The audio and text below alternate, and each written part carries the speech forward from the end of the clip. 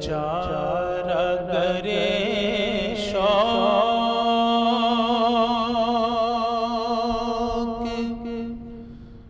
کوئی ایسی دوا دے، اے چارہ گرے شوق کوئی ایسی دوا دے۔ نحمده ونصلي ونسلم على سيدنا ومولانا محمد رسوله النبي الأمين المكين الحنين الكريم الرؤوف الرحيم. أما بعد، فأعوذ بالله من الشيطان الرجيم. بسم الله الرحمن الرحيم.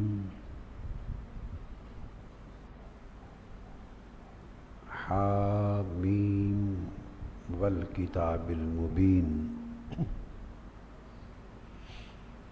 انا انزلناه فی لیلۃ مبارکۃ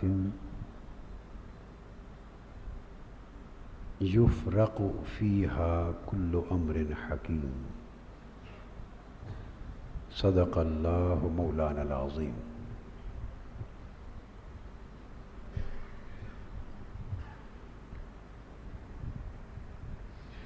معزز خواتین و حضرات،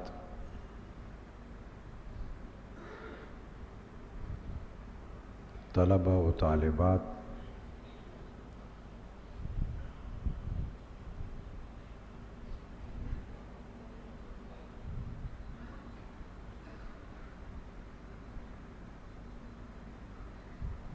اور سالکین و سالکات،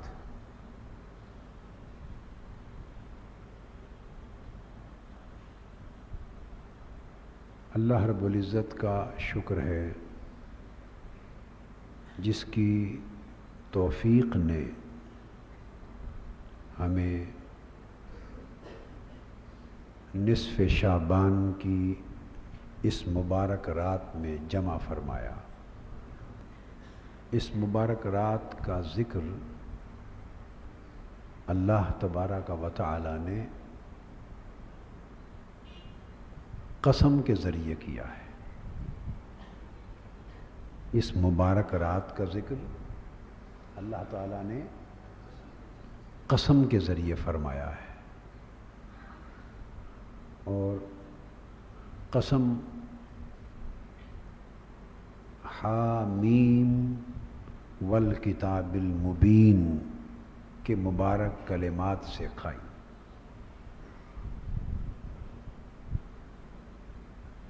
حامیم حروف مقطعات ہیں.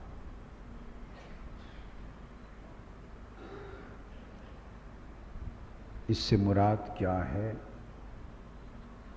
سیدنا امام جعفر الصادق رضی اللہ تعالی عنہ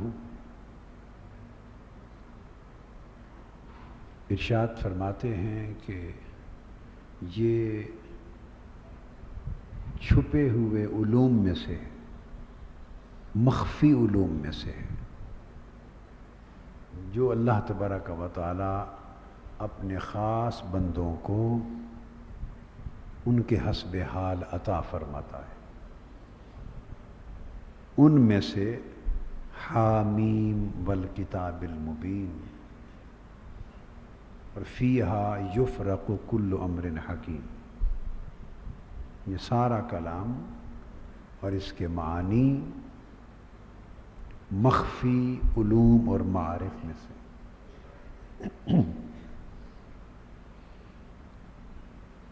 اہل اللہ نے، عرفاء نے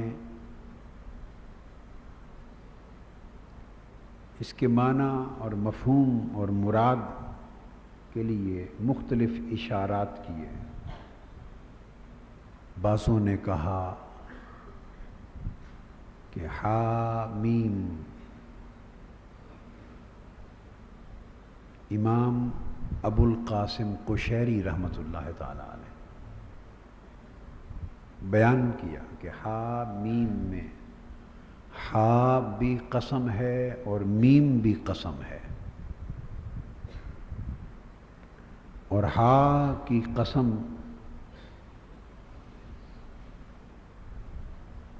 اشارہ ہے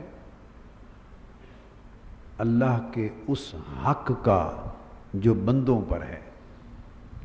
ہا سے مراد فرمایا حق ہے، اللہ کا حق۔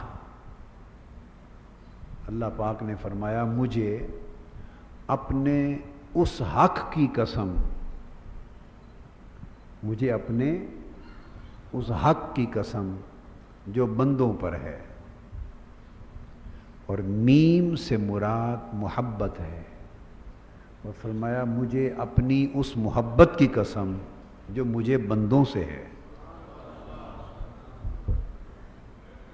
فرمایا اس حق کی قسم جو میرا بندوں پر ہے، اور اس محبت کی قسم جو مجھے بندوں سے ہے۔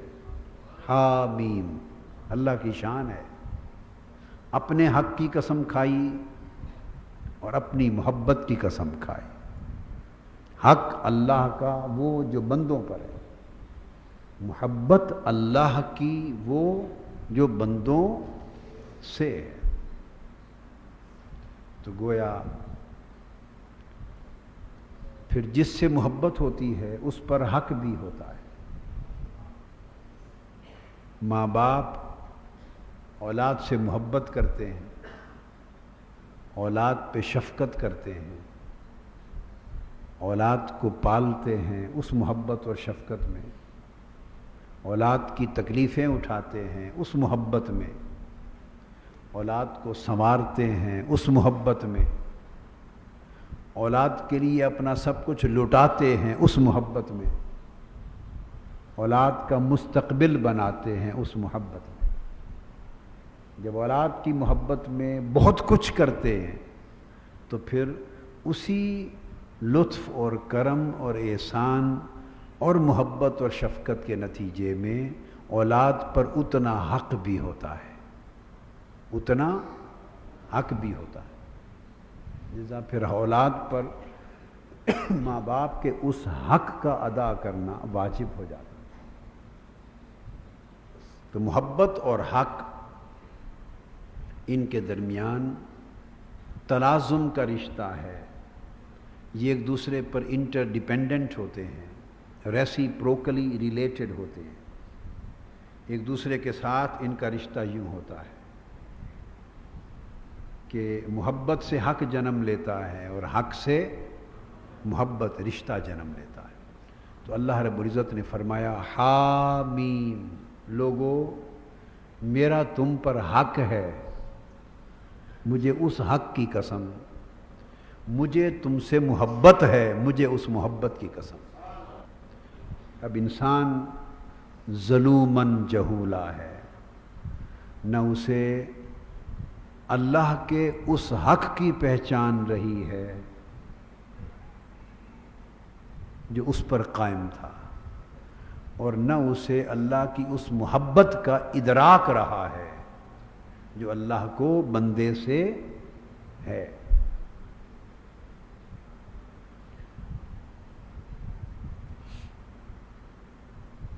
یہ اس اللہ کے بندے پر اس حق کی وجہ ہے کہ اللہ پاک حکم دیتا ہے کہ بندے تو مجھے پکارا کر، تو مجھے پکار، تو مجھے پکار، تو میری طرف آ۔ اور اللہ کی جو بندے سے محبت ہے، یہ اس محبت کا نتیجہ ہے کہ وہ فرماتا ہے کہ اگر تو میری طرف ایک قدم آئے گا تو میں تیری طرف 70 قدم آؤں گا، اگر تو میری طرف چل کر آئے گا تو میں تیری طرف دوڑ کر آؤں۔ اللہ کا جو بندے پر حق ہے، یہ اس حق کی وجہ سے وہ فرماتا ہے کہ تو مجھ سے معافی مانگ، تو توبہ کر، مجھ سے معافی مانگ۔ پھر اللہ کی جو بندے سے محبت ہے، یہ اس محبت کا نتیجہ ہے کہ وہ کہتا ہے کہ اگر توبہ کر کے معافی مانگ کے 70 بار بھی توڑ لے پھر مانگے تو پھر بھی معاف کر دوں گا۔ یہ عمل وہی کرتا ہے جس کو محبت ہوتی ہے کہ اگر تو اپنی توبہ 70 بار بھی توڑ لے تو مجھ سے مایوس نہ ہو، میں پھر بھی معاف کر دوں گا۔ مقصد کیا ہے کہ وہ اس تعلق کو اللہ چاہتا ہے کہ کسی نہ کسی شکل میں قائم رہے، ٹوٹنے نہ پائے۔ اس لیے قسم کھائی، اے بندے تجھے کیا خبر کہ وہ حق کیا ہے اور تجھے کیا خبر کہ وہ محبت کیا ہے۔ مجھے اس حق کی قسم جو تجھ پر ہے اور اس محبت کی قسم جو مجھے تجھ سے، والکتاب المبین، اور پھر مجھے اس کتاب روشن کی قسم، کتاب روشن کی قسم جو میں نے بابرکت رات میں اتاری ہے۔ انا انزلناہ فی لیلۃ مبارکۃ، جو میں نے بابرکت رات میں اتاری ہے۔ اور شیخ اکبر محی الدین ابن عربی رحمۃ اللہ تعالی علیہ فرماتے ہیں کہ اس لیلۃ مبارکۃ، برکت والی رات سے مراد آقا علیہ السلام کا وجود اطہر ہے۔ آقا علیہ السلام کا وجود اطہر ہے، یعنی مجھے اس کتاب روشن کی قسم جو میں نے برکت والے وجود محمدی میں نازل کیا ہے۔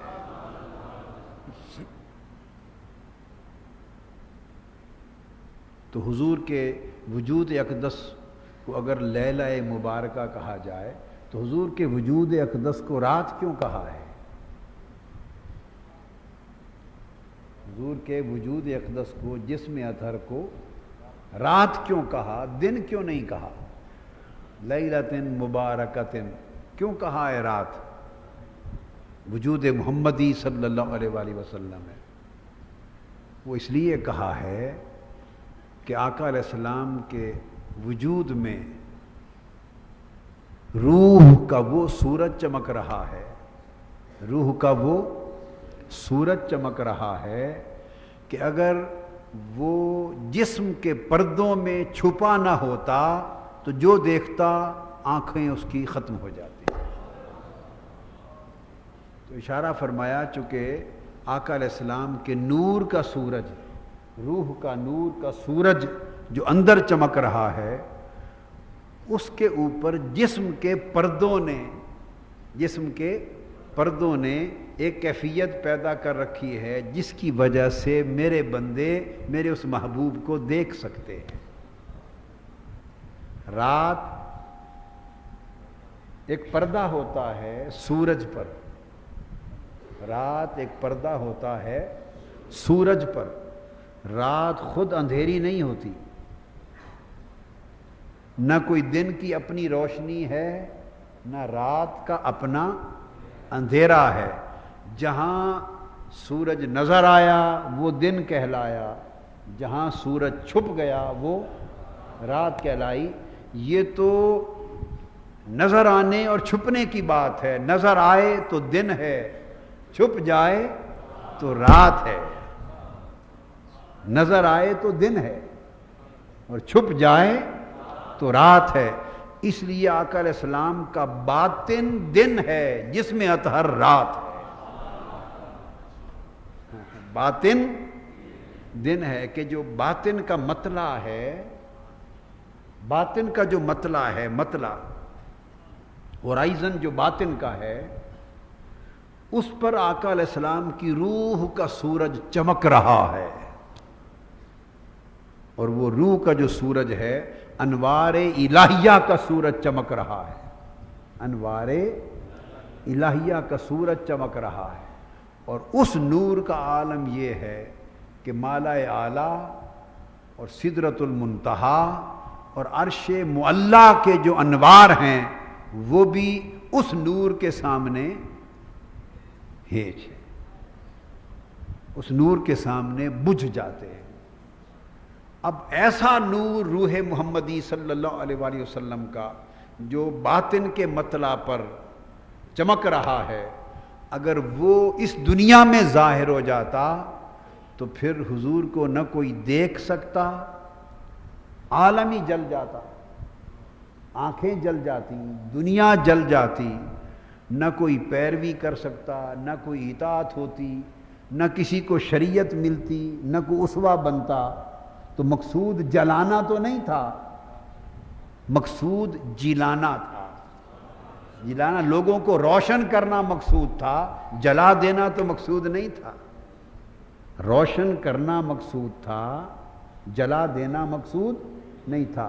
اس لیے آقا علیہ السلام کے اس نور کے سورج کو سراجم منیرا، روشن کر دینے والا سورج، اس کو اندر رکھا اور جسم کے پردوں سے چھپا دیا، اور اس قابل بنا دیا کہ اللہ کے وہ بندے جن سے اس کو محبت ہے وہ اس کے حبیب کو دیکھ سکے،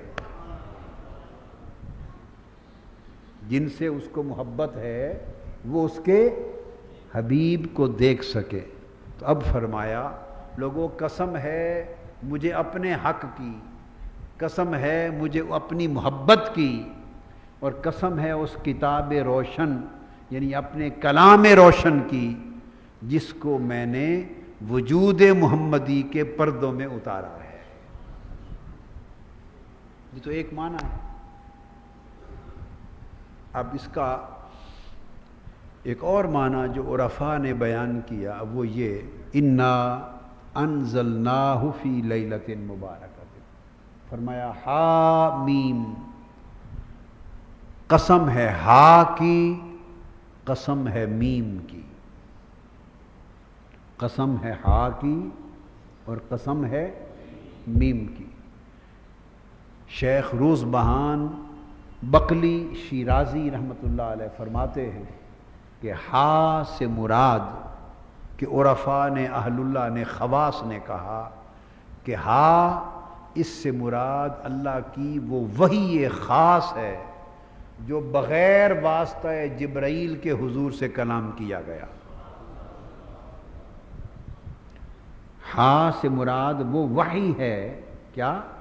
وحی جو براہ راست حضور پہ اتاری گئی، براہ راست حضور سے خطاب کیا گیا، اور اس خطاب میں نہ جبرائیل واسطہ تھا اور نہ جبرائیل سمیت کسی اور مخلوق کو خبر ہی تھی۔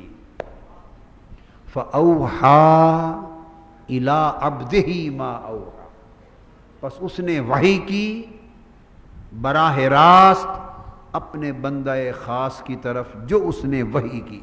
فرمایا ہا میں قسم کھائی گئی ہے اس خاص مخاطبہ کی، اس وحی خاص کی، اور میم سے مراد محمد ہے۔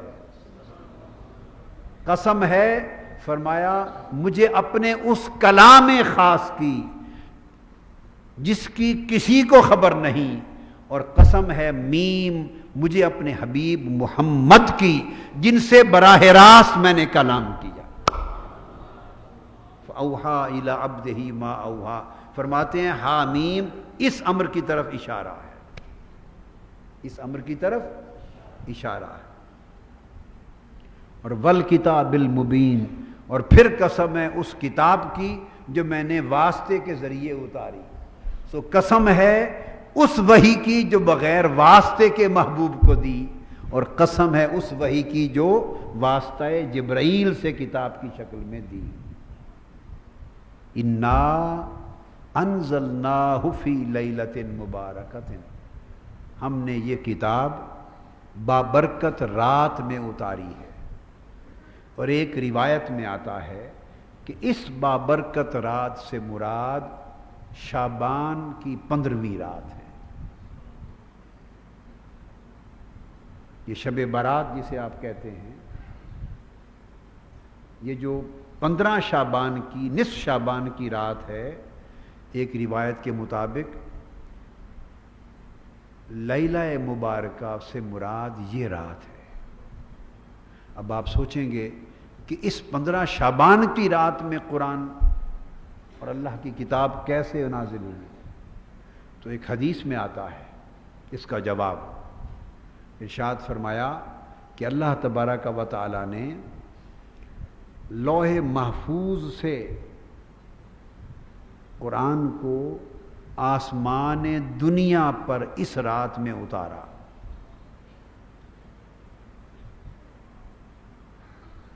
لوح محفوظ سے آسمان دنیا پر اللہ پاک نے اتارتا ہے، اس رات اتارتا ہے۔ کس طریقے سے؟ کہ آقا علیہ السلام کے اوپر چونکہ وحی 23 برس ہوتی رہی، جتنی وحی ایک آنے والے سال میں اترنا ہوتی، جتنی وحی اگلے سال میں اتاری جانی ہوتی، اتنی وحی لوح محفوظ سے آسمان دنیا پر اللہ پاک اتار دیتا، اور یہ 15 شعبان کی رات کو اتارتا۔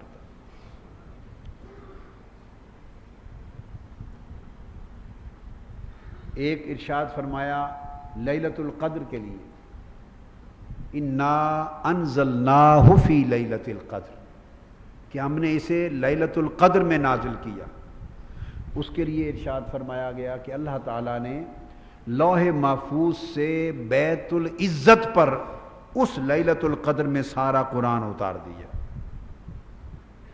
لوح محفوظ سے بیت العزت پر اللہ پاک نے سارا قرآن شب قدر میں اتار دیا۔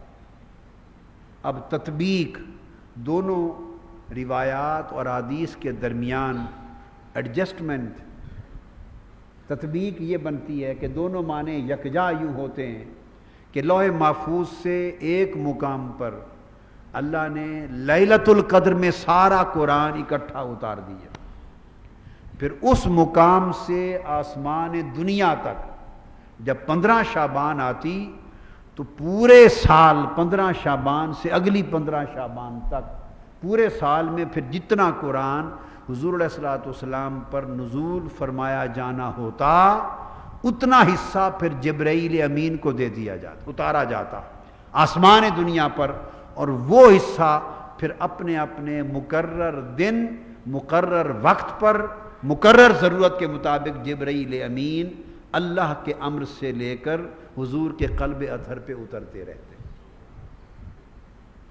یہ تطبیق بنتی۔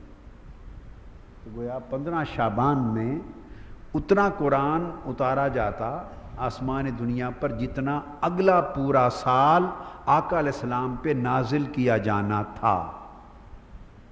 اب اس کی اور 15 شعبان کے اگلے حکم کی ایک مطابقت آ رہی ہے۔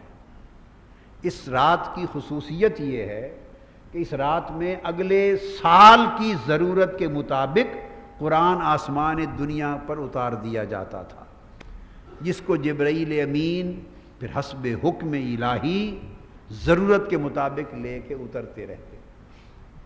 اب اسی کے ساتھ فرمایا فیہا یفرق کل امر حکیم، اور یہ وہ رات ہے کہ اس کے ساتھ حکمت والے جتنے کام ہیں ان کو بھی جدا جدا کر کے دیا جاتا ہے۔ اب نزول قرآن اور حکمت والے اللہ کے امر جو انسانوں کی زندگی سے متعلق ہیں، ان کے درمیان تعلق یہ ہے کہ ایک تو اس رات کی برکت یہ ہے کہ اس بار رات کی نسبت پورے سال بھر کے ضرورت کے مطابق قرآن مجید کے نازل ہونے سے ہے، اس رات کا تعلق۔ اور پھر حدیث پاک میں ہے، ابن عطاء اللہ اسکندری رحمۃ اللہ علیہ بہت بڑے عارف باللہ فرماتے ہیں کہ جب اور اولیاء کرام نے فرمایا کہ اس رات کی اس برکت کے باعث ملائکہ کا مالائے اعلیٰ میں ہجوم ہو جاتا ہے، اور سارے ملائکہ اجتماع منعقد کرتے ہیں، اور اجتماع ملائکہ کی وجہ سے برکتیں عرش معلیٰ سے لے کر تحت ثری تک اس پوری رات کو اپنے گھیرے میں لے لیتی ہیں۔ عرش معلیٰ سے تحت ثری تک یہ ساری رات میں برکتیں پوری کائنات کو اپنے گھیر میں، کائنات برکتوں کے ساتھ معمور ہو جاتی۔ تو جیسے اس رات میں قرآن اگلے سال کی ضرورت کے مطابق اتار دیا جاتا۔ اسی طرح اس رات میں لوح محفوظ پر جو تقدیریں لکھ دی جاتی، لوح محفوظ پر سارا قرآن محفوظ تھا۔ اب میری بات کو سمجھ گیا نا؟ اللہ کا کلام لوح محفوظ پر سارا کا سارا محفوظ تھا۔ پھر لیلۃ القدر آئی تو سارا قرآن اللہ پاک نے بیت العزت کے سپرد کیا، اور اس رات سال سال کی ضرورت کے مطابق اتنا حصہ آسمان دنیا پہ دیا جاتا، تاکہ جبرائیل امین سال بھر ضرورت کے مطابق اللہ کے امر سے آیتیں لے کر اترتے رہتے۔ اسی طرح لوگوں کی زندگی، لوگوں کے رزق، لوگوں کی جان کے حکم، لوگوں کا مال کا حکم، لوگوں کی زندگی اور موت کا حکم، لوگوں کی صحت یابی کا حکم، لوگوں کی بیماری کا حکم، لوگوں کی اولاد کا حکم، لوگوں کی تنگ دستی کا، خوشحالی کا حکم، پریشانیوں کا حکم، راحتوں کا حکم، جس کو انسان کی تقدیر اور رزق سے متعلق کہتے ہیں، یہ احکام، یہ امر لوح محفوظ پر مقدر تھے۔ جب یہ رات آتی ہے تو اس رات میں اگلے سال اللہ کے جس امر کا نفاذ ہونا ہوتا ہے انسان کی زندگی میں، تقدیر کے جو حکم زمین پر اترنے ہوتے ہیں اور جن کا نفاذ ہونا ہوتا ہے، اجرا ہونا ہوتا ہے، ایگزیکیوشن ہونی ہوتی ہے، وہ احکام تقدیر کے اس قدر اس رات اتار دیے جاتے ہیں، اس رات اتار دیے جاتے ہیں۔ اور پھر ملائکہ جو مقدرات الامر ہیں، جیسے جیسے دن اور رات اس پورے سال میں اور مہینے اور ہفتے آتے ہیں، تو جس حکم کے اجرا کا وقت آتا ہے، وہ حکم اللہ کے اذن سے لے کر زمین پر اترتے اور نافذ کرتے چلے جاتے۔ گویا سال بھر کے احکام اس رات ان کا پورا حصہ ایک بار وہ ساری فائل اتار دی جاتی۔ یہ پورے سال کی فائل ہے، پورے سال کی لوح محفوظ میں سے۔ اب یہ کمنگ ایئر ہے، یہ جو اب اگلا سال 15 شعبان سے اگلی 15 شعبان تک، جو 2003 کا کچھ حصہ اور 2004 کا حصہ بنے گا، اس پورے سال کی جو فائل ہے وہ آج کی رات اتار دی گئی۔ اب جب سال شروع ہو گیا کل سے، تو ہر دن کے جو احکام ہیں جن کا تعلق تقدیر الہی سے ہے، وہ اس دن مقدرات الامر ملائکہ اللہ کے امر اور اذن سے اتنا حصہ لے کے اترتے جائیں گے، نافذ کرتے چلے جائیں گے۔ گویا آج کی رات اگلے سال کے فیصلے کر دیے گئے، لکھ دیے گئے۔ اس لیے حکم دیا گیا کہ چونکہ یہ رات آنے والے سال کے بارے میں کل حکمت والے کاموں کے فیصلے کی رات ہے، حکمت والے کاموں کے فیصلے کی رات ہے۔ اس کے بعد اجرا ہوگا، اس کے بعد نفاذ ہوگا، زمین پر ہماری زندگی کے لیے نزول ہوگا۔ تو فرمایا کہ اس رات لوگ اگر جاگ کر، اور ایک طرف تو یہ کر دیا اللہ پاک نے کہ سال بھر کی فائل اتار دی، سال کی فائل اتار دی، آسمان پر سال کی فائل اتار دی، اور ساتھ حدیث پاک میں آتا ہے، اب وہ جو بات کی تھی نا، قسم ہے مجھے اس حق کی، حق تو فائل کی شکل میں اتر گیا، حق تو فائل کی شکل میں اتر گیا، واجب ہو گیا، جو اللہ پاک کا امر ہے وہ آ گیا کہ اس سال میں کیا کیا ہوگا، کس کسی کو خوشی آئے گی، کس کس کی زندگی میں غمی آئے گی، کسے کتنی خوشحالی نصیب ہوگی، کسے تنگ دستی ہوگی، کس کس کے گھر نیا بچہ بچی نئی روح آئے گی، کس کس کی موت آئے گی، کس کو بیماریاں آئیں گی، کس کو شفا یابی ہوگی۔ الغرض جو امر اجرا ہونا ہے، اس ہر امر کی سال بھر کی فائل اس رات اتر گئی۔ ایک بات، دوسرا اپنے حبیب صلی اللہ علیہ وآلہ وسلم سے فرمایا، میرے محبوب، وہ جو فرمایا قسم ہے مجھے محبت کی جو مجھے بندوں سے ہے، حق کا تقاضا یہ تھا کہ اس نے تقدیر کی فائل اتار دی، تقدیر کی فائل اتار دی پورے سال کی. جیسے بجٹ ہوتا ہے، اینول بجٹ نہیں ہوتا، آپ جون میں پاس کرتے ہیں نا.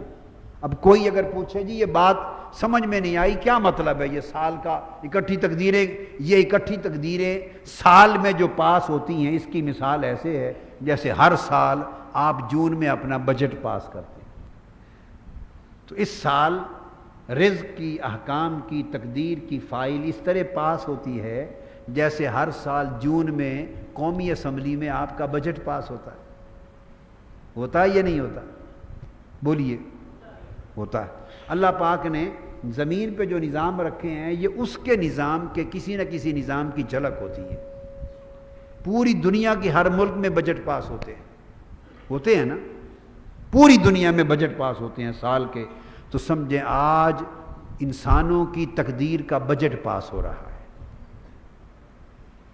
اگلے سال کا بجٹ پاس ہو رہا ہے. بجٹ پاس ہو کر پھر متعلقہ وزارتوں، شعبوں کو مل جاتا ہے. پھر سال بھر حسب ضرورت ان کا اجرا ہوتا رہتا ہے، ایگزیکیوٹ ہوتا رہتا ہے. آج رات بجٹ کی فائل پاس کر دی، حق ادا ہو گیا، اور فرمایا صرف حق ہی نہیں، ساتھ مجھے محبت بھی ہے، اور مجھے اس محبت کی بھی قسم. تو محبت کیسے کی؟ ادھر بجٹ کی فائل بھیج دی پورے سال کے لیے، ساتھ اپنے حبیب صلی اللہ علیہ وآلہ وسلم سے فرمایا کہ میرے محبوب اپنی امت سے کہہ دے سال بھر تو سوتے ہی رہتے ہیں، ویسے سوتے رہتے ہیں، اور میں بھی ہمیشہ کہتا ہوں جاگا کرو جاگا کرو، مگر سوتے رہتے ہیں. میرے حبیب آج امت سے کہہ دے کہ آج میں نے بجٹ پاس کرنا ہے، آج رات جاگ لیں، جاگ لیں اور مجھ سے مانگ لیں. کوئی ایسے کرتا ہے کوئی؟ جب بجٹ پاس ہوتے ہیں تو وہاں ہے کسی کو اجازت کہ جاگے، آواز دے، بلائے، التجا کرے؟ نہیں. مگر ساتھ محبت کی قسم کھائی ہے.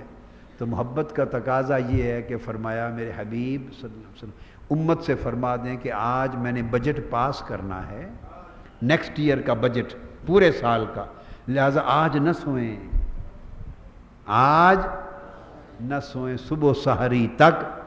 ایسا نہ ہو کہ میں ان کا بجٹ پاس کر رہا ہوں اور وہ غفلت کی نیند سو رہے ہوں. تو باری تعالیٰ وہ کیا کریں؟ وہ جاگیں، دھیان میری طرف لگائیں اور مجھ سے مانگیں، توبہ کریں، معافی مانگیں، استغفار کریں، عبادت کریں، سجدہ کریں، اور جو مانگنا ہے مجھ سے مانگیں آج کی رات. چونکہ میں بجٹ پاس کرنے والا ہوں، خود بتا دیا، جگا دیا، بتا بھی دیا اور جگا بھی دیا. تو باری تعالیٰ بس اتنا حق ہوا ادا کر دیا محبت کا؟ نہیں. آگے حدیث قدسی ہے، آقا علیہ السلام نے فرمایا اللہ نے تو اتنا فرمایا تھا کہ امت سے کہہ دے کہ آج رات جاگ لیں، چونکہ ان کا بجٹ پاس ہونا ہے. تو اللہ پاک نے ایک بات اپنے حبیب صلی اللہ علیہ وسلم سے اور بھی کہی، ایک بات اور بھی فرمائی. حضور نے وہ بات بھی امت کو بتا دی. اللہ پاک نے ایک بات اپنے حبیب سے اور فرمائی، آقا علیہ السلام نے وہ بھی امت کو بتا دی. ساتھ آقا نے فرمایا کہ میں تمہیں یہ بھی بتا دوں کہ تم تو جاگو، لیکن آج رات اللہ نے مجھے بتایا ہے کہ بجٹ بھی پاس کر رہا ہوں تقدیروں کا، اور لوگوں کو جاگنے کا بھی کہہ دیا ہے، اور یہ بھی بتا دو کہ خود اپنے مقام خاص سے اتر کر خود بھی آسمان دنیا پر آ گیا، بندوں کے قریب آ گئے آج رات.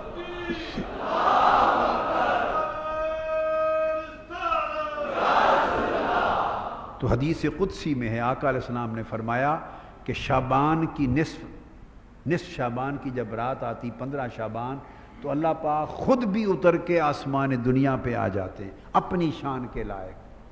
اور پھر اس کے بعد وہ کیا فرماتے ہیں؟ آسمان دنیا پہ آ کے پھر وہ صبح سحری تک خود ندائیں دیتا ہے کہ بجٹ پاس ہو رہا ہے کوئی مجھ سے مانگنے والا؟ کوئی مانگے تو میں اس کا بجٹ بڑھا دوں، کوئی مانگے تو میں، وہ پاس کرنے والا خود بڑھانے کے لیے آوازیں بھی دے رہا ہے، کوئی بڑھانا چاہتا ہے بڑھا لے۔ ہے کسی کی بدبختی لکھی ہوئی، کوئی رو دھو لے تو میں اس کی بدبختی کو خوشبختی میں بدل دوں۔ ہے کسی کے رزق میں کمی لکھی ہوئی، چونکہ جب صبح ہو جائے گی تو فائل پاس ہو جائے گی، جو لکھا جائے گا وہ ہوگا۔ ہے کوئی جو رو دھو کے مانگ لے میں اس کا رزق بڑھا دوں۔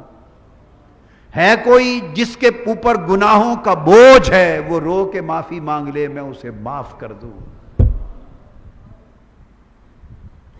ہے کوئی مجھ سے سوال کرنے والا میں اس کی حاجت کو پورا کر دوں۔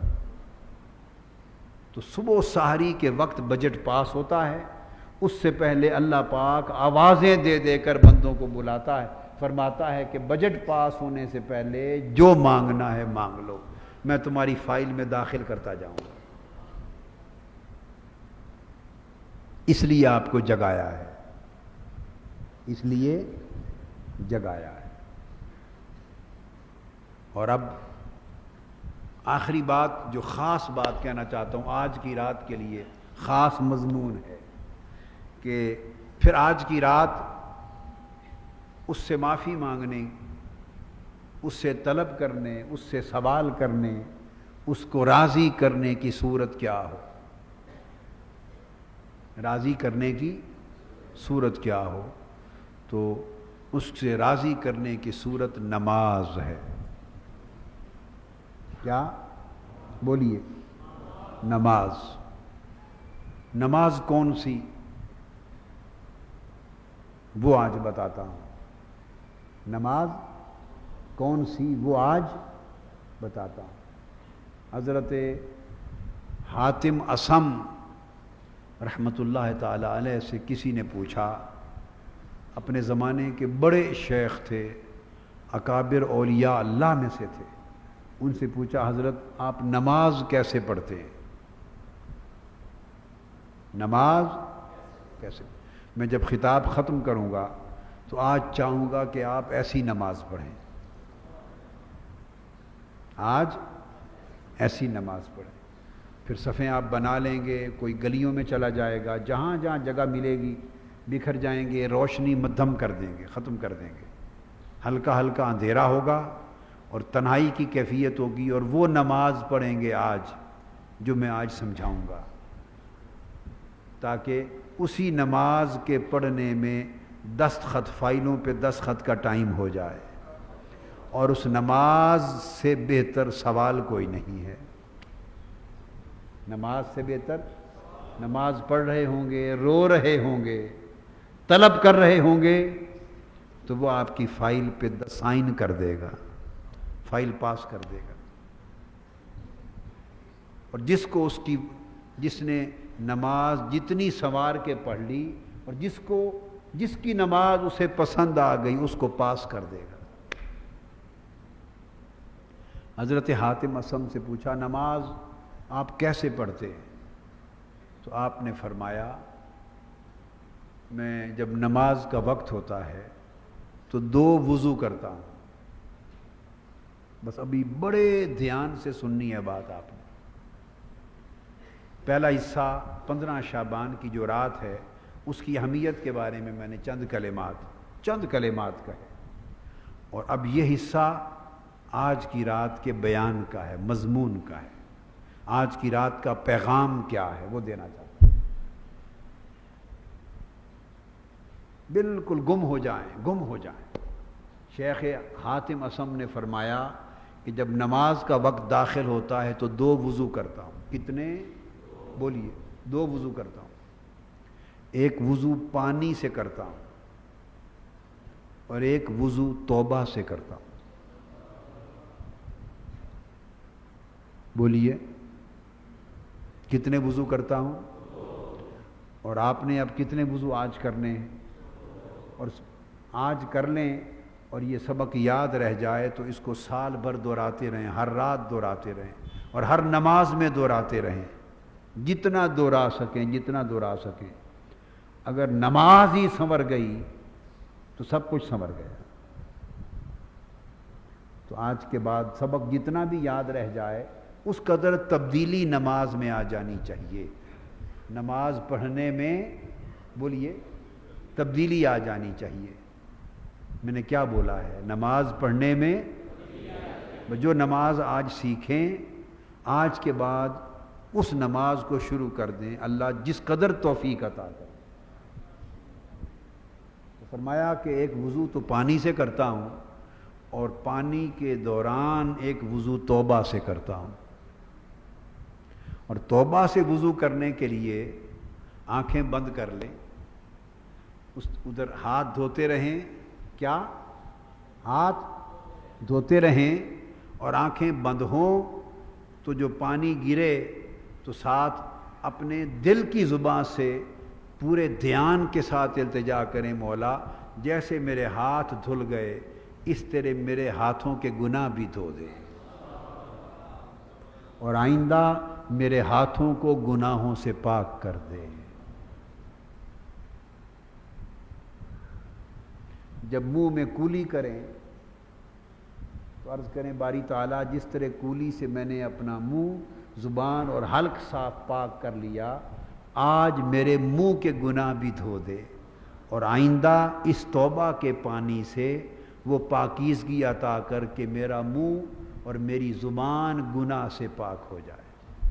ہم زبان کے گناہ کرتے ہیں نا, گالی دیتے ہیں یا نہیں, گلوچ دیتے ہیں, ایک دوسرے کی پشت پیچھے غیبت کرتے ہیں, چغلی کرتے ہیں, دوسرے کا ٹھٹھا کرتے ہیں, مذاق کرتے ہیں, تضحیک کرتے ہیں, تذلیل کرتے ہیں, اوئے توئے کرتے ہیں, برا بھلا کہتے ہیں.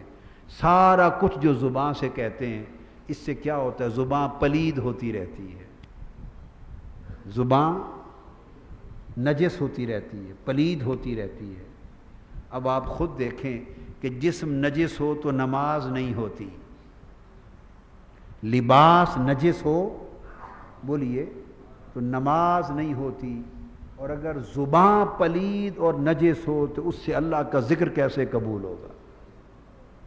تلاوت کی تو وہ بھی گئی چونکہ زبان پاک نہ تھی, اللہ کا ذکر کیا وہ بھی گیا زبان پاک نہ تھی, دعا کی التجا کی وہ بھی گئی چونکہ اللہ کی التجا جس زبان سے کی وہ زبان پاک نہ تھی. تو لوگوں سمجھ لو ساری خیر کا منبع زبان ہے, ساری خیر کا منبع زبان ہے. زبان سے ہی شر پیدا ہوتا ہے, زبان سے ہی خیر پیدا ہوتی ہے. لہذا جب آپ ہاتھ دھوئیں گے تو توبہ کے پانی سے ہاتھ کو یوں پاک کر لیں کہ پچھلے گناہ ہاتھ کے معافی مانگیں, آئندہ ہاتھوں کو گناہ سے پاک کر لیں. اب اس ہاتھ سے کم نہیں تولنا, اس ہاتھ سے کسی پہ ظلم نہیں کرنا, اس ہاتھ کو گناہ کے لیے نہیں اٹھانا. ہاتھ پاک ہو گئے, زبان پاک ہو گئی. اسی طرح چہرے پر جب پانی پھیرا اور چہرے کو دھویا تو عرض کرنا ہے باری تعالیٰ اب یہ دھیان کی بات ہے, دھیان کو جتنا حاضر رکھیں گے اتنا توبہ سے وضو ہوگا, اور اگر دھیان حاضر نہیں ہوگا تو توبہ حاضر نہیں ہوگی, توبہ دور کھڑی ہوگی چونکہ دھیان ہی نہیں ہے. پھر پانی والا وضو ہوگا, توبہ والا وضو نہیں ہوگا.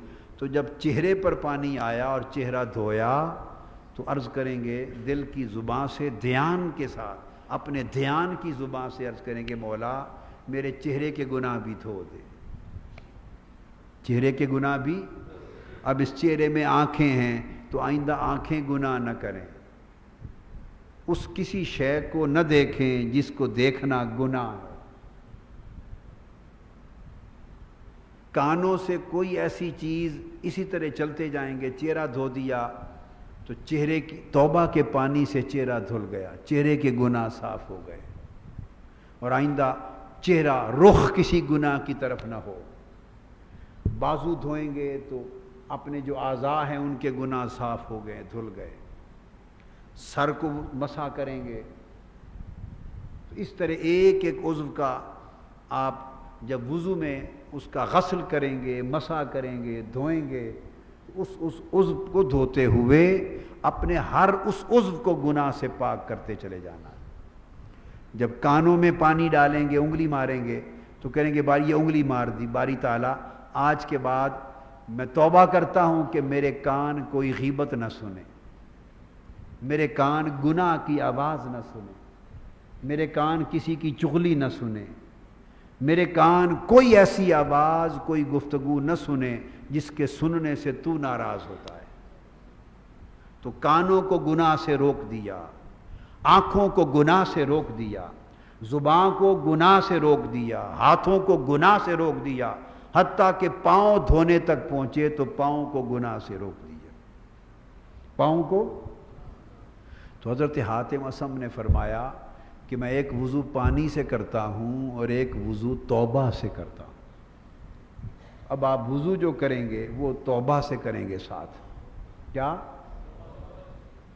توبہ سے وضو کریں، اور دن میں 5 مرتبہ توبہ سے وضو ہوگا، دن میں 5 مرتبہ توبہ سے وضو ہوگا۔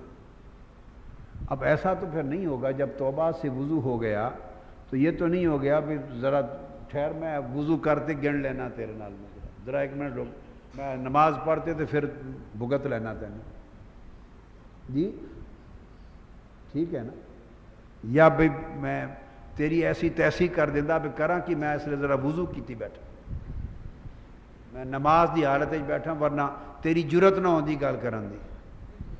بتاؤ اسی طرح ہی ہوتا ہے نا، ہیں تیری جرت کیویں ہوئی، میں ذرا نماز تو فارغ ہوں دیکھنا تو کتنا بڑا جوان کی کرنا ہے۔ مطلب ہم کیا کرتے ہیں، ہم مذاق کرتے ہیں،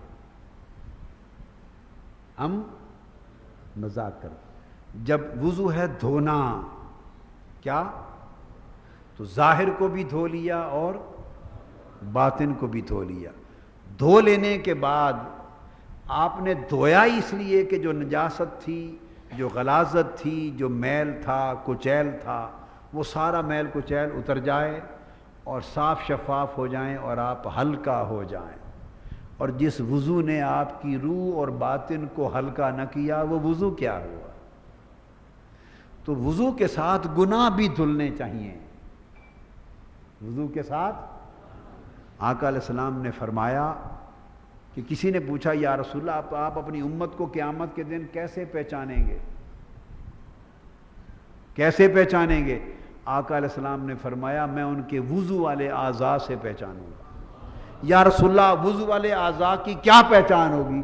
فرمایا میری امت کے لوگ جو وضو کرتے ہوں گے ان اعضاء سے نور نکل رہا ہوگا۔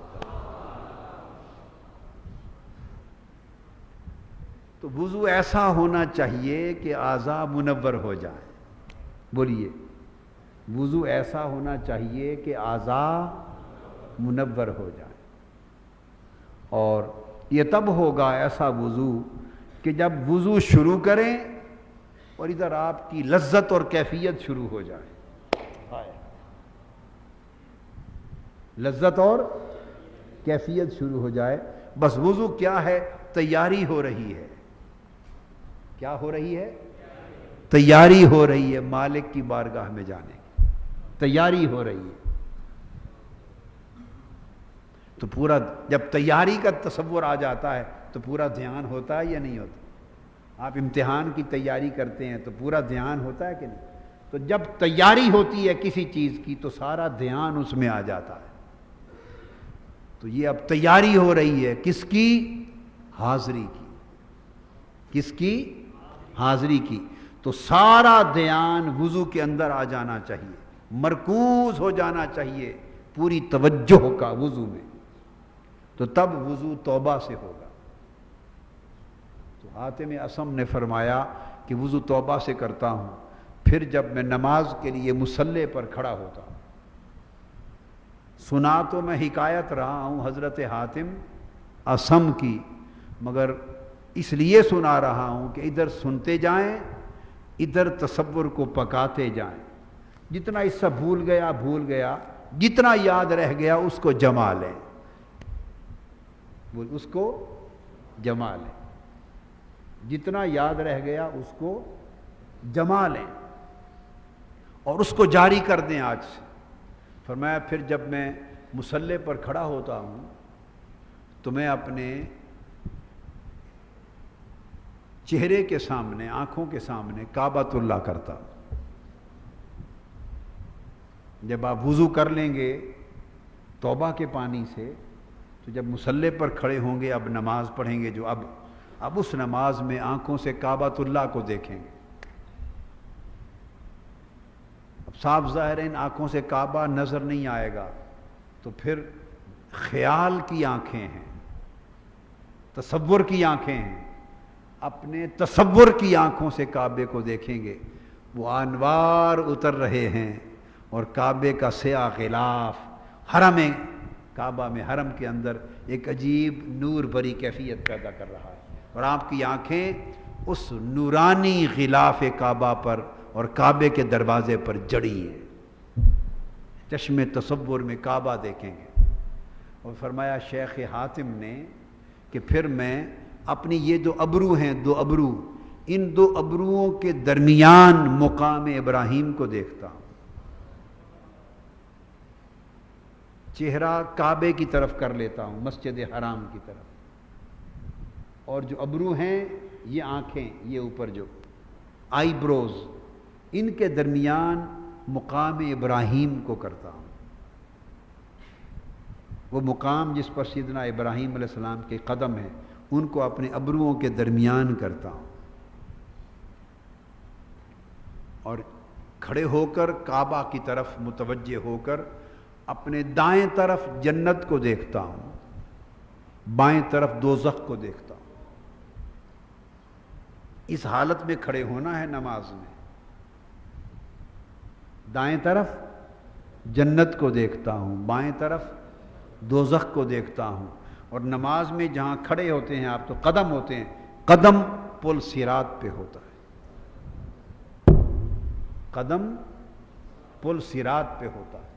اب پل صراط پہ قدم ہو تو انسان کو ہر لمحہ خوف ہوتا ہے کہیں پھسل نہ جاؤں، کہیں، یعنی جب نماز میں کھڑے ہوں تو اس طرح آپ یکسو ہوں، اتنے متوجہ ہوں، اتنے محتاط ہوں، اور اس احتیاط اور توجہ میں اتنے غرق اور فنا ہوں کہ گویا پل صراط پہ کھڑے ہیں، دائیں طرف جنت ہے، بائیں طرف دوزخ ہے، سامنے اللہ کا گھر ہے۔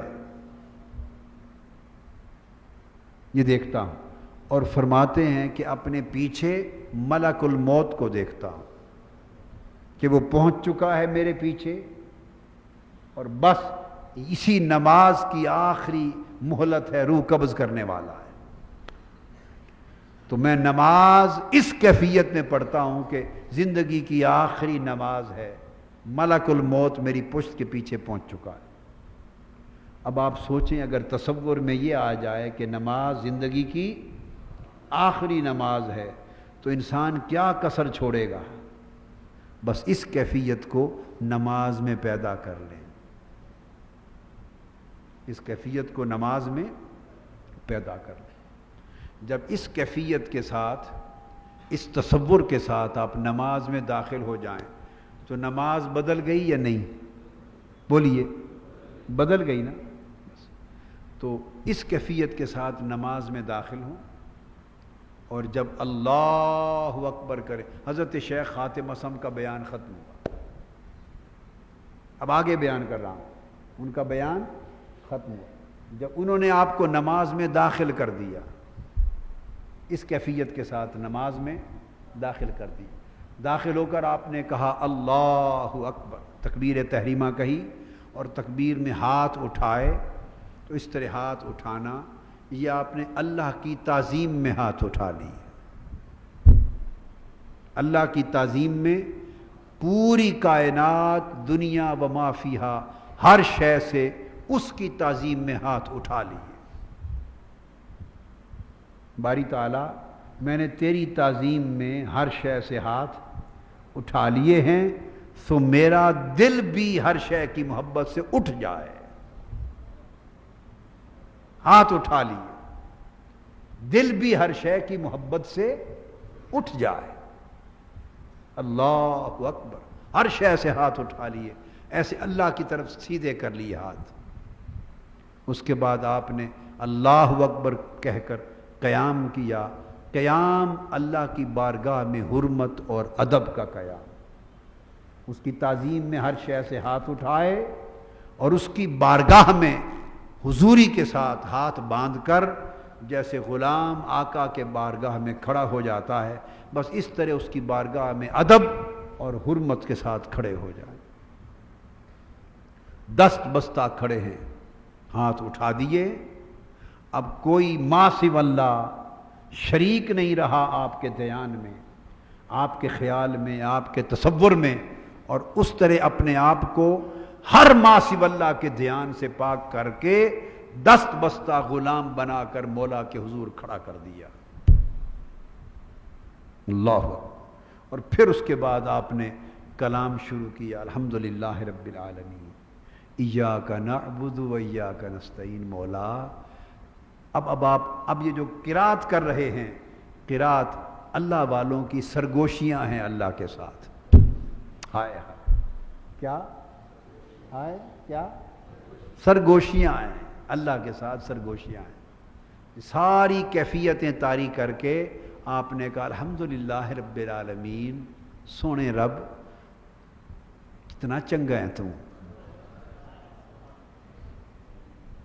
سونے رب کیڈا چنگا ہے، سارے حسن تیرے، سارے جمال تیرے، ساری خوبیاں تیری، سب تعریفیں تیری، واہ واہ واہ واہ۔ یہ بات شروع ہو رہی ہے اس سے، ہائے ہائے ہائے، یہ مناجات شروع ہو رہی، ہاتھ باندھ لیے اور باندھ کر یکسو ہو کر دل کی زبان سے آہستہ سے کہہ رہے مولا سب خوبیاں تیری، سب حسن تیرے، سب جمال تیرے، سارے کمال تیرے، تو ہی سب کچھ ہے۔ ہائے ہائے، تعریف کر رہے ہیں۔ پھر الرحمن الرحیم، مولا تو بڑی رحمت والا ہے، تو بڑی رحمت والا ہے۔ یہ نہیں کہہ رہے مجھے معاف کر دے، نہ ہائے ہائے، یہ ادب نہیں۔ میں نے کہا نا نماز اب خود سوال بن گیا، نماز بولیے نا خود سوال بن گیا، سراپا سوال بن گیا۔ اب یہ نماز کہنے کی ضرورت نہ رہی، آپ نے جب کہا تیری کتنی بڑی رحمت ہے، تو رحمان، تو رحیم، تو کافروں پر بھی رحمت کرتا، ہائے ہائے، تو وہ خود سمجھ رہا ہے نا، تو کافروں پر بھی رحمت کرتا ہے، مطلب کیا ہے کہ مولا میں تو پھر بھی گناہگار ہوں۔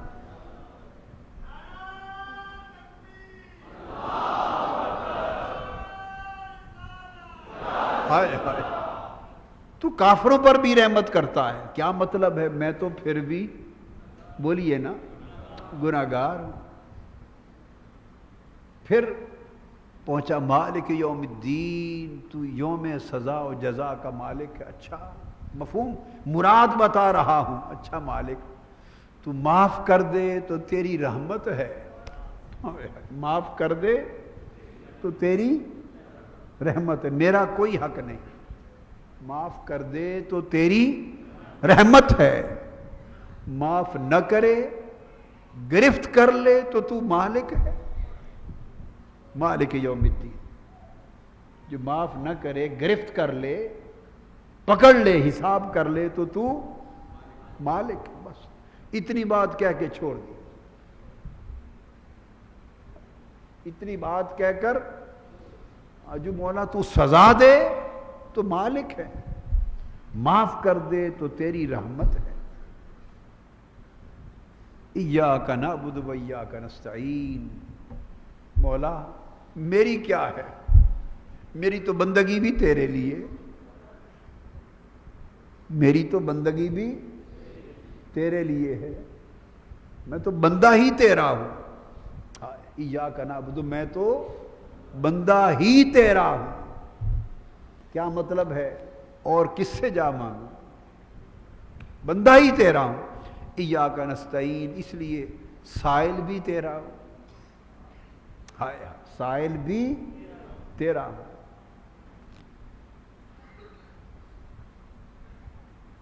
اہدنا الصراط المستقیم، پھر ہدایت کی بات آئی، سیدھی راہ دکھا دے۔ کون سی مولا؟ مجھے تو کچھ پتہ نہیں سیدھی راہ کون سی، مجھے کچھ پتہ نہیں سیدھی راہ کون سی ہے۔ وہ جو تیرے بندے ہیں، جو تیرے یار ہیں، جو تیرے پیار میں ہیں، جو تیری محبت میں ہیں، جن پہ تیری نعمتیں ہوتی رہتی ہیں، جن پہ تیرے کرم کی بارشیں ہوتی رہتی ہیں مولا، اسی راہ پہ مجھے بھی چلا دے بس۔ جو تیرے بندے ہیں، جن سے تجھے پیار ہے، ان کے پیچھے پیچھے مجھے بھی چلا دے، اور جن سے تو ناراض ہوتا ہے مجھے ان سے دور کر دے۔ ہائے، جن سے تو ناراض ہوتا ہے مجھے ان سے دور کر دے، اور جو بہک کر تجھے چھوڑ چکے ہیں ان سے تو میرا واسطہ ہی نہ ہونے دے۔ یہ سرگوشیاں ہو رہی ہیں اللہ سے، کیا؟ ہائے ہائے ہائے، نماز ایسی پڑھیں کہ پھر یہ ہائے ہائے، جب اس طرح آنکھیں بند ہوں ہلکی ہلکی اور سرگوشی کی کیفیت میں اس کے حضور کھڑے ہیں اور مولا سے نیاز ہو رہی ہے، راز اور نیاز کی بات ہو رہی ہے، سرگوشیاں ہو رہی ہیں۔ پھر آگے جو صورت ہے وہ پڑھیں، اور جب رکوع آئے تو رکوع تواضع ہے، عاجزی میں آ گئے، بس یہ سرگوشیاں کی اور اللہ کے حضور عاجزی میں جھک جائیں، عاجزی میں جھک جائیں۔ پھر قیام کے بعد جب سجود میں گئے تو سجود تذلل ہے، خشوع اور خضوع کی انتہا ہے، سر زمین پہ رکھ دیا، مولا تیرا بندہ ہوں، سر تیری دہلیز پر زمین پہ رکھ دیا، تیری مرضی، دیکھے یا نہ دیکھے یہ تو محبوب کا حق ہے، سر جو تیری زمین پہ تیری بارگاہ میں رکھ دیا مولا، اب تیری مرضی، سر رکھ کے پڑا ہوں تیری بارگاہ میں۔ روئیں روئیں، تو یہ سجود ہے۔ اس طرح آپ کی نماز کے ارکان، رکعتیں جب مکمل ہوتی جائیں تو پھر جب تشہد میں بیٹھیں، کیا؟ تشہد میں بیٹھیں، تشہد میں، اس تشہد میں بیٹھ کر اللہ کو ساری راز و نیاز، مناجات، ادب، احترام، حرمت، تعظیم، تواضع، بندگی، تذلل، خشوع خضوع، جو کچھ پاس تھا پیش کر دیا۔ یاد تھیں جتنی دعائیں صرف درب، جو کچھ پاس تھا سب اللہ کے حضور بولیے پیش کر دیا، جو کچھ پاس تھا سب اللہ کے حضور پیش کر دیا۔ اب آخر پہ سائل کی لجاجت، منگتے کی منت اور سماجت کی انتہا یہ ہوتی ہے کہ ساری التجائیں کرتے کرتے پھر واسطے پر آ جائے۔ جو منگتا ہوتا ہے نا، منتیں کرتا ہے، التجا کرتا ہے، سماجت کرتا ہے، جو کچھ پاس ہے نیاز کرتا ہے، نذر کرتا ہے، آخر پہ واسطہ کر دیتا ہے۔ کیا؟ کہ اگر پھر بھی میری ان باتوں میں بھی کمی رہ جائے تو مولا اس کے واسطے سے قبول کر لے اور معاف کر دے۔ جب تشہد میں بیٹھے تو اپنی قبولیت کا واسطہ اور وسیلہ سمجھ کر کہ اس کو راضی کر دوں، پتہ نہیں میری یہ ساری التجائیں، نیاز مندیاں، میری رونا دھونا، میرے مناجات بھی قبول ہوئے یا نہیں ہوئے، تو اب ایک واسطہ وسیلہ پیش کر دوں کہ چلو میرا کچھ کام اگر اس قابل نہیں کہ قبول ہو تو یہ واسطہ اور وسیلہ ہی شاید کام بنا دے۔ اس تصور میں اس کی بارگاہ میں بیٹھ کر عرض کریں، مولا بارگاہ میں بیٹھ کر یا رسول اللہ آپ پر سلام ہو۔ بارگاہ میں اللہ کی بیٹھیں، اللہ کی بارگاہ میں بیٹھیں اور عرض کریں السلام علیکہ ایھا النبی ورحمۃ اللہ وبرکاتہ، یا رسول اللہ، یا نبی آپ پر سلام، اللہ کی رحمتیں ہوں، برکتیں ہوں، حضور کی بارگاہ میں سلام عرض کریں۔ پھر شہادت میں توحید اور رسالت کی گواہی دیں، اپنے ایمان کی گواہی پیش کریں، اور اس کے بعد پھر قبولیت کے لیے اللہ کو راضی کرنے کے لیے حضور پہ سلام کہیں، اللہ کو راضی کرنے کے لیے حضور پہ سلام کہیں، پھر حضور صلی اللہ علیہ وسلم کو راضی کرنے کے لیے درود میں آگے حضور کی آل پہ سلام کہیں۔ منگتوں کے طریقے ہوتے ہیں نا واسطے ڈالنے کے، اس کو راضی کرنے کے لیے حضور کا واسطہ دے دیا، سلام کیا، حضور آپ پر سلام ہو، وہ دیکھ رہا ہے میرے محبوب پہ سلام کیا ہے، سن رہا ہے، پھر آگے بھئی حضور بھی راضی ہو جائیں تو حضور کو راضی کرنے کے لیے حضور کے حسن اور حسین پہ سلام کر دیا، آل پاک پہ سلام کر دیا، حضور آپ پر درود و سلام، آپ کی آل پر بھی درود و سلام آقا، تاکہ حضور بھی راضی ہوں، پھر حضور راضی ہوں تو اللہ راضی ہو جائے۔ تو تشہد میں بیٹھیں اور اختتام پر جب سلام پڑھیں تو سلام شکر میں کریں، جو سلام ہے السلام علیکم ورحمۃ اللہ، یہ سلام شکر بن جائے کہ مولا کہ تو نے اتنی دیر اپنی بارگاہ میں حاضری کی اجازت دی، تیرا شکر ہے، سلام کرتا ہوں۔ اس حاضری پر بھی شکر کا سلام کہیں۔ ایسی نماز پڑھنی، بولیے ایسی، اس نماز کو معراج قرار دیا، اس نماز کو آقا علیہ الصلوۃ والسلام، اور آپ کو معلوم ہے کہ یہ نماز وہ تحفہ ہے جو آپ کے لیے آقا کو مقام قاب قوسین پر شب معراج عطا ہوا۔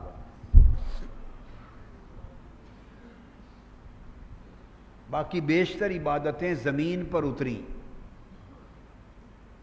بیشتر عبادتیں بولیے زمین پر دی گئیں، نماز اور روزہ اللہ ہی بہتر جانتا ہے، انسانوں کو کیا خبر کہ ان دو عبادتوں میں کتنے کتنے راز اور کتنی برکتیں ہیں، کہ نماز اور روزہ، رمضان کا روزہ، یہ دو عبادتیں اللہ نے حضور کو قاب قوسین او ادنیٰ کے مقام پر معراج کی رات عطا کی۔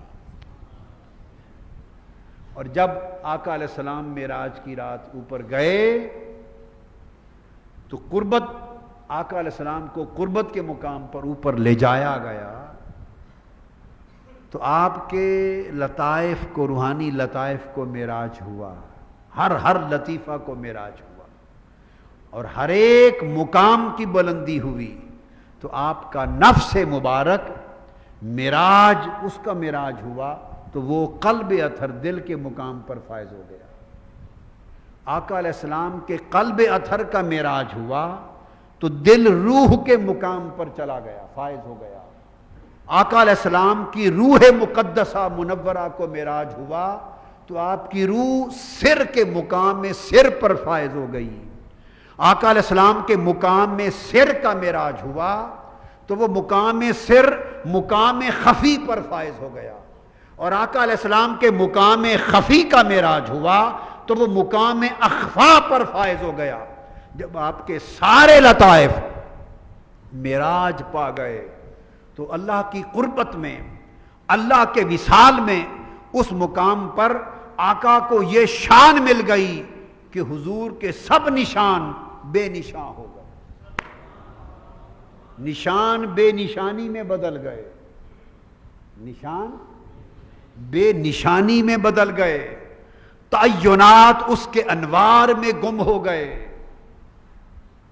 اور بشری، انسانی اور جسدی مادے، نفسانی مادے جل گئے انوار الہیہ سے، اور وہ روحانی خواص میں بدل گئے، ربانی خواص اور اخلاق میں بدل گئے، اور آقا علیہ السلام کو اللہ کے اسماء میں، حضور کے اسماء کو فنا ہو گئی، حضور کی صفات کی اللہ کی صفات میں فنا ہو گئی، حضور کے افعال کی اللہ کے افعال میں فنا ہو گئے، حضور کے افعال اللہ کے افعال میں فنا ہو گئے، حضور کے نام اسم اللہ کے اسماء میں فنا ہو گئے، حضور کی صفات اللہ کی صفات میں فنا ہو گئی، اور حتیٰ کہ حضور کی ذات اللہ کی ذات میں فنا ہو گئی۔ اور اس مقام قربت و وصال میں جب حضور پہنچے تو اس مقام پر پہنچ کر پھر اللہ کے ساتھ حضور کی ہم کلامی ہوئی، دیدار ہوا، سارے فاصلے مٹ گئے تھے، حضوری مقام خاص پر چلی گئی تھی، وصال مقام خاص پر تھا، نشاں بے نشاں تھا، فاصلے قربت میں گم تھے، ہجر وصال میں گم تھا۔ اس مقام پر پہنچ کر جب اللہ نے حضور کو سلام کہا، 90,000 کلمات سے گفتگو ہوئی، 90,000 کلمات سے۔ جب واپس پلٹنے کا وقت آیا تو آقا علیہ السلام کے اس مقام قربت و وصال نے التجا کی، مولا اب یہ قربت اور وصال پھر ہجر فراق اور دوری میں بدل جائے گی؟ اس کعبہ کو حسین پر پہنچا کر اور اودنا کی گود میں بٹھا کر مجھے پھر اس عالم خلق اور عالم ناسوت اور عالم مادیات کی دوریوں میں، بود میں، مسافتوں میں بھیج رہا ہے مولا۔ حضور کے خیال نے سوال کیا، حضور کے اس مقام قربت نے سوال کیا، حضور کے اس مقام وصال نے سوال کیا کہ مولا اس مقام پر بٹھا کر اب پھر اس مقام ہجر و فراق میں لے جائے گا، اس مقام جمع پر پہنچا کر پھر مقام تفرقہ میں لے جائے گا، مقام وصل کی شراب پلا کر پھر مقام ہجر میں لے جائے گا۔ باری تعالی تو خیال نے عرض کیا کہ اس ہجر میں جا کے پھر اس آج رات کے وصال کی لذتوں کے لیے تڑپوں گا تو کیا ہوگا، روز روز تو معراج نہ ہوگی۔ اس وقت اللہ پاک نے فرمایا، میرے حبیب صلی اللہ علیہ وآلہ وسلم تیرے خیال کی التجا سن لی اور قبول ہو گئی۔ فرمایا ایک معراج تجھے آج کی رات عطا کی ہے، ایک معراج تجھے آج کی رات عطا کی ہے، اب اس معراج کا میرے حبیب تجھے صلہ یہ دیتا ہوں کہ تجھے ہر روز کی زمین کے اوپر ایک معراج عطا کرتا ہوں۔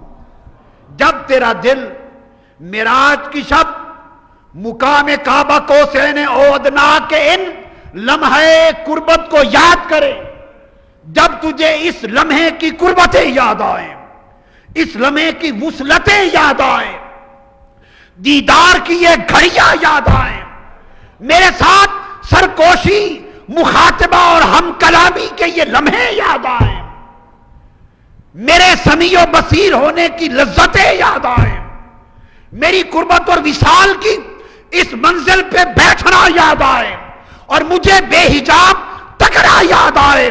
محبوب جب یہ لمحہ یاد آئے اس وقت اللہ اکبر کہہ کے نماز میں داخل ہو جانا، پھر کعبہ قوسین پہ آ جاؤ گے۔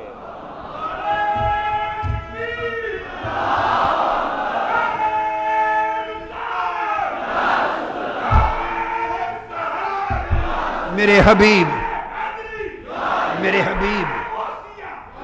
حبیب آج کی رات معراج کے ذریعے تجھے اس مقام جمع پر اور جمع الجمع پر فائز کر دیا ہے کہ آج کی معراج تو جبرائیل کے ذریعے ہوئی ہے، اب بقایا پوری زندگی تیری ہر روز کی معراج مصلی پر ہوگی، سجدے میں ہوگی، رکوع میں ہوگی۔ محبوب جس طرح میں نے کہا ثم دنا، پھر وہ قریب ہوا، فتدلی، پھر وہ اور قریب ہوا، فکان قاب قوسین او ادنا، پھر وہ دو کمانوں کے برابر فاصلہ رہ گیا، اتنا قریب ہوا، او ادنا، اور چوتھے قرب کے مقام پر وہ فاصلہ بھی کم کر دیا۔ فرمایا جس طرح میں نے 4 مرحلوں میں فاصلے مٹائے اور تجھے اپنی قربت خاص میں گم کر لیا، محبوب جب تو کہے گا مصلی پر اللہ اکبر ثم دنا پر کھڑا کر دوں گا۔ جب اللہ اکبر کہے گا تیرے ہاتھ اٹھیں گے، ساری دنیا سے تو دور ہو جائے گا اور میری قربت میں گویا پھر ثم دنا پر آ جائے گا۔ پھر جب ہاتھ باندھ کر تو کھڑا ہو جائے گا حالت قیام میں، تو میں تجھے فتح اللہ کی تجلی عطا کر دوں گا، قربت فتح اللہ عطا کر دوں گا۔ اور محبوب پھر میری مناجات سے فارغ ہو کر جب تو رکوع میں جا کر سبحان ربی العظیم کہے گا، میں تمہیں قاب قوسین کے مقام پہ کر دوں گا، قاب قوسین کی قربت دے دوں گا۔ اور میرے حبیب جب یہاں بھی کر لو تو پھر جب تم سجدے میں جاؤ گے تو تمہارا سجدہ او ادنا ہوگا، تمہارا سجدہ بولیے او ادنا ہوگا۔ تو پھر جب یہ یاد آئے، یہ لمحے تڑپائیں، یہ لمحے آج کی رات کے خاص لمحے تڑپائیں، اور یہ یاد آئے تو محبوب یہ تمہیں عطا کر دیتا ہوں، اب بار بار براق بھیجنے کی ضرورت نہیں ہوگی، سارا کچھ وہیں ہو جائے گا، بار بار براق بھیجنے کی ضرورت نہیں ہوگی، جبرائیل کو بھیجنے کی ضرورت نہیں ہوگی، اب یہ سارا منظر تجھے نماز میں بند کر کے عطا کر کے بھیجتے ہیں۔ تو حدیث میں آتا ہے آقا علیہ الصلوۃ والسلام جب کبھی دل کے اندر جب نماز کا وقت آتا تو حدیث میں آتا ہے اس طرح اندر جوش مارتا آپ کا سینہ جیسے ہانڈیا یا دیگ جوش مارتی، لگتا تھا کہ وہ ہجر کے اندر وہ جو تڑپ تھی ان لمحوں کی یاد کی وہ جوش مارتی تھی۔ اور جب جوش ہوتا تو آقا علیہ السلام فرماتے یا بلال ارحنا بالصلاۃ، اے بلال ہمیں نماز کے ذریعے راحت پہنچا۔ اور آقا علیہ السلام نے فرمایا جعلت قرۃ عینی فی الصلاۃ، میری آنکھوں کی ٹھنڈک نماز میں کر دی گئی ہے۔ اب آنکھوں کی ٹھنڈک، آنکھوں کا کام تو ہے دیکھنا، آنکھوں کا کام تو ہے، اور آنکھوں کی ٹھنڈک کیسے ہوتی ہے؟ یعنی ماں باپ سے پوچھو تو کہتے ہیں نا اولاد کو دیکھا تو آنکھیں ٹھنڈی ہو گئیں، بچھڑے ہوئے دوست کو دیکھا تو آنکھیں ٹھنڈی ہو گئیں۔ آنکھوں کا ٹھنڈا ہونا تو ایک محاورہ ہے، وہ تو کسی محبوب کو، بچھڑے ہوئے دوست کو، اولاد کو جس سے پیار ہوتا ہے اس کو دیکھ کر آنکھیں ٹھنڈی ہوتی ہیں۔ تو آقا نے فرمایا کہ نماز میں میری آنکھوں کی ٹھنڈک رکھی گئی ہے، سمجھیں؟ نہیں فرمایا کہ نماز میری آنکھوں کی ٹھنڈک ہے، یہ نہیں فرمایا، یہ نہیں فرمایا جعلت الصلاۃ قرۃ عینی کہ نماز میری آنکھوں کی ٹھنڈک بنائی گئی ہے، یہ نہیں فرمایا، فرمایا جعلت قرۃ عینی فی الصلاۃ، میری آنکھوں کی ٹھنڈک نماز میں رکھی گئی ہے۔ تو نماز برتن ہے، ظرف ہے، اس کے اندر آنکھوں کی ٹھنڈک ہے، وہ یہ کہ جب حضور نماز میں داخل ہوتے تو نماز میں داخل ہونے کے بعد وہ ذریعہ دیدار الہی بن جاتا۔ تو عرض کیا باری تعالی یہ جو لذت و کیفیت مجھے نصیب ہوئی، میری امت بھی اگر اس معراج میں سے حصہ پانا چاہے، اس معراج سے حصہ پانا چاہے تو ان کی شکل کیا ہوگی؟ تو فرمایا الصلاۃ معراج المؤمنین، آپ کی امت کے لیے بھی نماز ہی کو معراج بنا دیتا ہوں۔ جو نماز پہ جتنی محنت کر لے گا معراج کا اتنا حصہ پا لے گا۔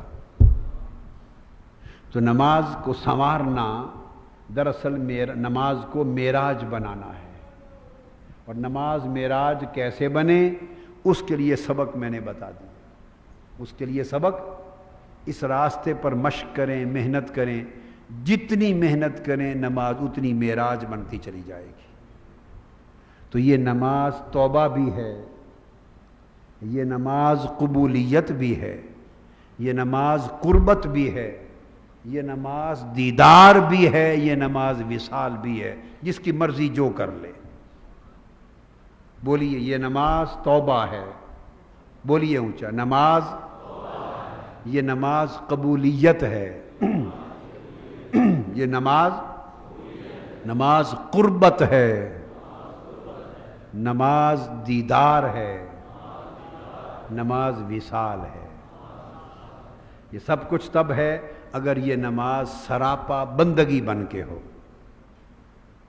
تو آج کی رات کے لیے یہ درس اور یہ سبق ہے، یہ درس اور یہ سبق ہے۔ اب اس کیفیت کے لیے، اس کے جوش کے لیے تھوڑی دیر ذکر کرواتا ہوں۔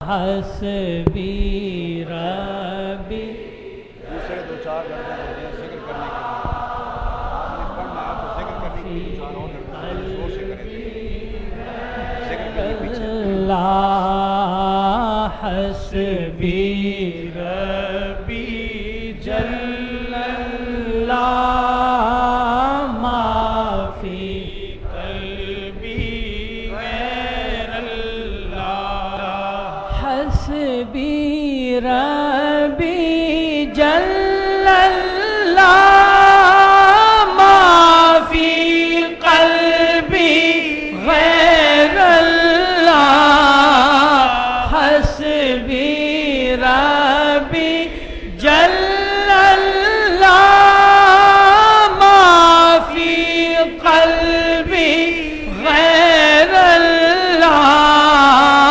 حسبی ربی جل اللہ ما فی قلبی غیر اللہ، نور محمد صلی اللہ لا الہ الا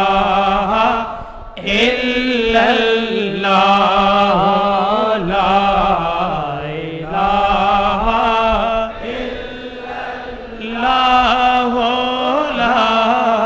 الہ الا اللہ، اول و آخر ہے اللہ، ظاہر و باطن ہے اللہ، اول و آخر ہے اللہ، ظاہر و باطن ہے اللہ، بس اول و آخر ہے اللہ، ظاہر و باطن ہے اللہ، نور محمد صلی اللہ لا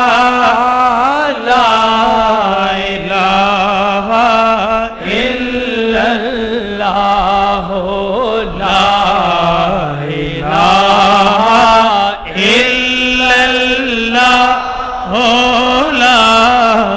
الہ الا اللہ، لا الہ لا الہ الا اللہ محمد رسول اللہ، اللہ اللہ اللہ اللہ اللہ اللہ اللہ اللہ اللہ اللہ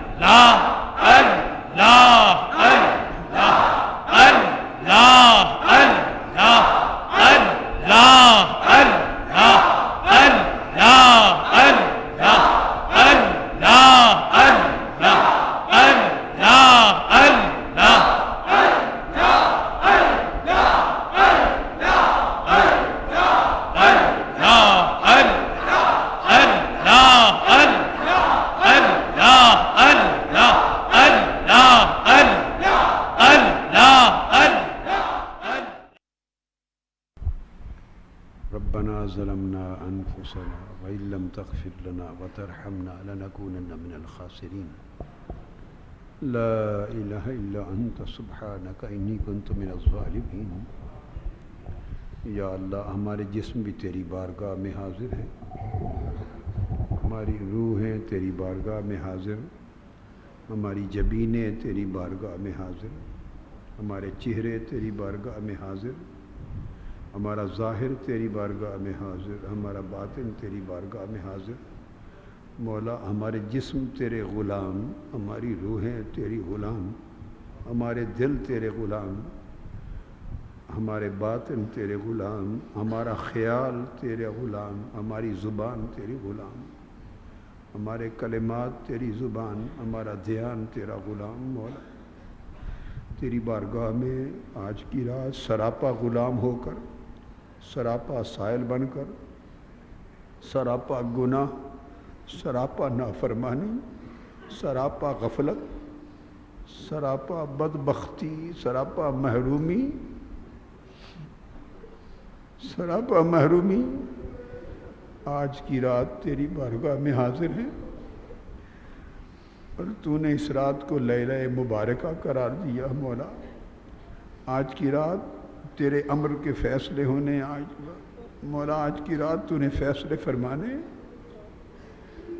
اور تیرے حکم پر، تیرے حبیب کے حکم پر یہ سب تیرے بندے، تیرے غلام، تیرے بندے، تیرے سائل، تیرے بندے، تیرے منگتے، تیرے غلام، مولا تیری آس پر، تیرے کرم کی امید پر، تیرے انعام کے یقین پر جاگ رہے ہیں، اور تیرے حضور جبین نیاز جھکانے والے ہیں، اور تیرے حضور ہاتھ اٹھا کر جھولیاں پھیلا کر بیٹھے ہیں۔ مولا ہمارے حساب میں، ہمارے کتاب میں، ہماری تقدیر میں، ہمارے مقدر میں مولا جو کوتاہیاں ہیں تو اپنے قلم عفو سے معاف فرما دے، جو کمیاں ہیں ان کو پورا فرما دے، خوشحالیاں کر دے، بدبختی کو مولا سعادت سے بدل دے، محرومی کو عطا سے بدل دے، تقدیروں کو سنوار دے، آنے والا سال برکتوں کا سال کر دے، خوشحالی کا سال کر دے، فتح و نصرت کا سال کر دے۔ مولا جو محروم ہیں حضور کی کملی کا صدقہ، حسن و حسین کا صدقہ، سید عالم کا صدقہ،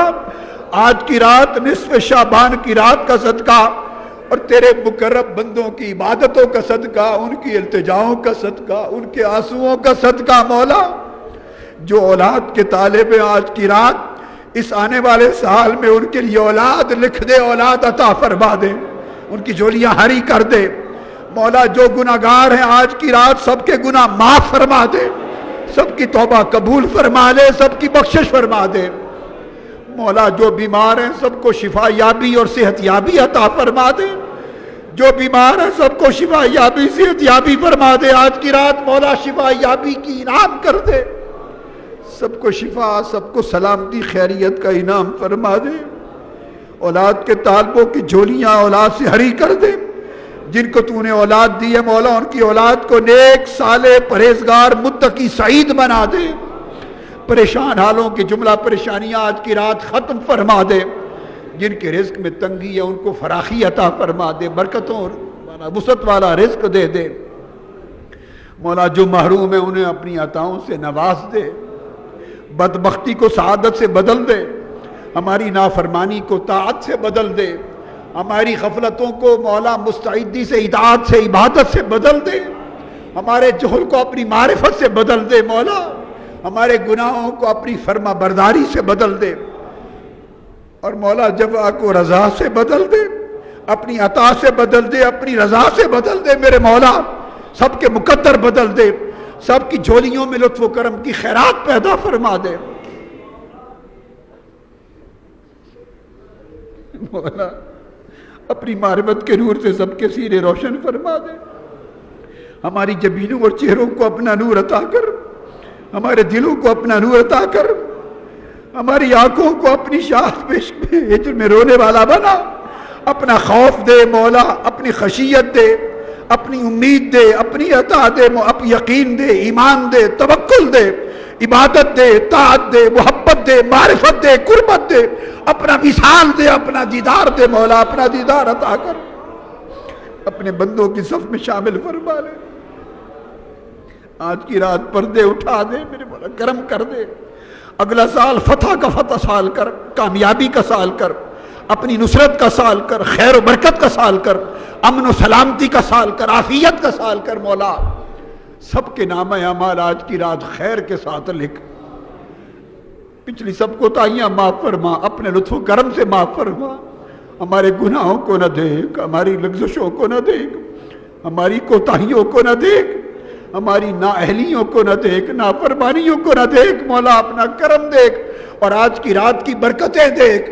آسمان دنیا پہ آ کے ندا فرمانے والے، آسمان دنیا پہ بندوں کو آواز دینے والے، آسمان دنیا پر آ کر پکار پکار کر بخش نازل فرمانے والے، بخشش نازل فرما دے، سب کے لیے بخشش نازل فرما دے، مغفرت نازل فرما دے۔ آج پچھلی رات، پچھلا پہر ہے مولا، تیری رحمت جوش پر ہے، ساروں کی بخشش کر، ساروں کی مغفرت کر، سب کو معرفت دے، اپنی محبت دے، اپنا دیدار دے، اپنی رضا دے، اپنی قربت دے مولا، لطف و کرم دے، اپنا انعام اور احسان فرما دے۔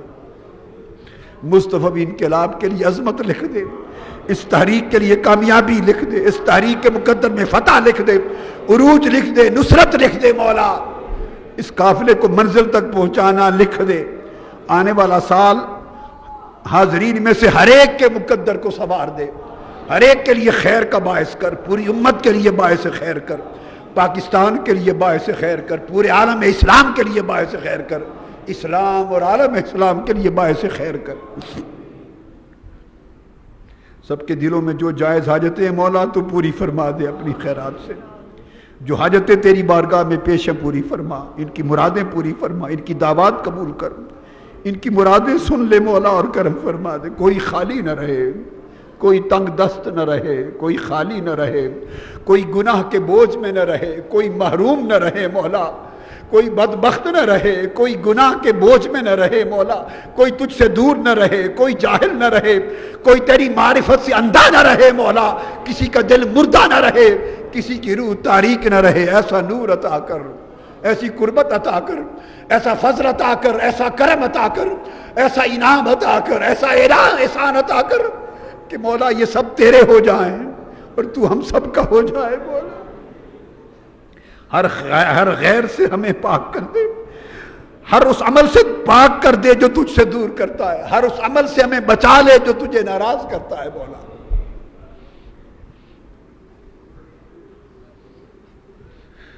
ہائے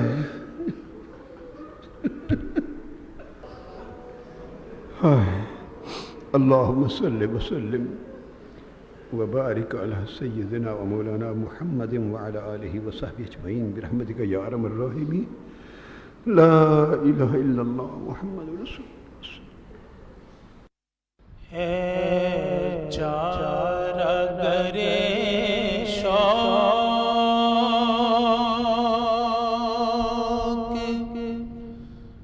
کوئی ایسی دوا دے، ہے چارگر شوق کوئی ایسی دوا دے جو دل سے ہر ایک